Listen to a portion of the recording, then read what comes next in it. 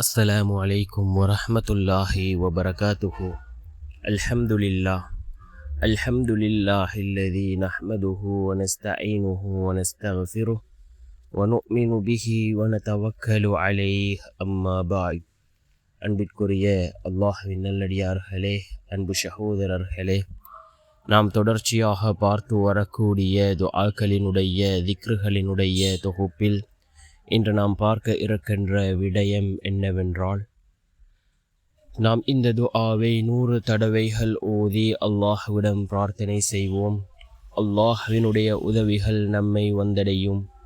நம்முடைய எல்லா நிலைமைகளையும் அல்லாஹ் சீர்படுத்தி தருகின்றான். நாம் கேட்டதை அல்லாஹ் நமக்கு வழங்குகின்றான்.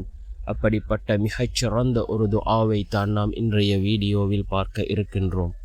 அன்பார்ந்த சகோதரர்களே, அல்லாஹ்வின் நல்லடியார்களே, நாம் ஒவ்வொரு நாளும் பல துஆக்களை பார்த்து வருகின்றோம்.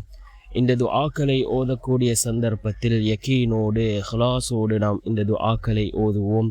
அவ்வாறு ஓதக்கூடிய துஆக்களே அல்லாஹ்விடத்தில் கபூலாகின்றது. ரசூலுல்லாஹி ஸல்லல்லாஹு அலைஹி வஸல்லம் அவர்கள் கூறினார்கள், ஒரு மனிதனினுடைய துஆ எந்த விதத்திலே அல்லாஹ்விடத்தில் கபூலாகும் என்பதனை ரசூலுல்லாஹி ஸல்லல்லாஹு அலைஹி வஸல்லம் அவர்கள் ஹதீஸ்களினூடாக நமக்கு அறிவிப்பு செய்திருக்கிறார்கள். ஒரு மனிதன் துஆ கேட்ட உடனேயோ அல்லது சிறிது காலம் தாழ்த்தியோ அந்த மனிதனுடைய துஆவை அல்லாஹ் கபூல் செய்கின்றான். அதே போன்று இன்னும் கூறினார்கள், அந்த மனிதனுக்கு ஏற்படக்கூடிய ஆபத்துக்களிலிருந்து அல்லாஹ் அந்த துஆவின் மூலமாக அந்த மனிதரை பாதுகாக்கின்றான். அதே போன்று நாளை மறுமையுடைய நாளில் அந்த துஆவினுடைய பலனை அந்த மனிதர் அடைந்து கொள்வார் என்று கூறினார்கள் அருமை நாயகம் ஸல்லல்லாஹு அலைஹி வஸல்லம் அவர்கள்.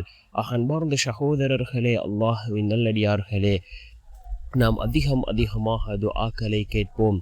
நம்முடைய துஆக்களுக்கு நிச்சயம் அல்லாஹ் பதில் வழங்குவான். நாம் துஆக்களை கேட்கக்கூடிய சந்தர்ப்பத்தில் யகீனோடு இஹ்லாஸோடு கேட்போம். அவ்வாறு கேட்கக்கூடிய நேரத்தில் அல்லாஹ் நம்முடைய துஆக்களை அங்கீகரிக்கின்றான். துஆக்கள் கபூலாகக்கூடிய நேரங்கள் இருக்கின்றது, இடங்கள் இருக்கின்றது. நாம் தஹஜ்ஜத்தினுடைய நேரத்தில் கேட்கக்கூடிய துஆக்கள் அல்லாஹ்விடத்தில் கபூலாகின்றது. ஒவ்வொரு ஃபர்லான தொழுகையிலும் நாம் சுஜூதிலே கேட்கக்கூடிய துஆக்கள் அல்லாஹ்விடத்தில் கபூலாகின்றது. அதே போன்று ஏராளமான நேரங்கள் இருக்கின்றது, இடங்கள் இருக்கின்றது. ரசூலுல்லாஹி ஸல்லல்லாஹு அலைஹி வஸல்லம் அவர்கள் நமக்கு ஹதீஸ்களின் வாயிலாக அறிவிப்பு செய்திருக்கிறார்கள். அந்த இடங்களில் நேரங்களில் கேட்கக்கூடிய துஆக்கள் அல்லாஹ்விடத்திலே கபூல் ஆகின்றது.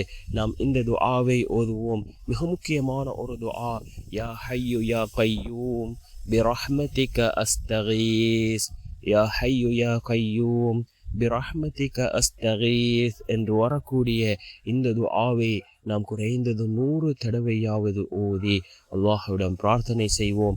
நிச்சயமாக நம்முடைய வாழ்க்கையில் சிறந்த மாற்றங்களை ஏற்படுத்தி தரக்கூடிய ஒரு துஆ, அல்லாஹ்வினுடைய உதவிகளை நம்மிடம் கொண்டு வந்து சேர்க்கக்கூடிய மிகவும் சக்தி வாய்ந்த ஒரு துஆவாக இந்த துஆ இருக்கின்றது.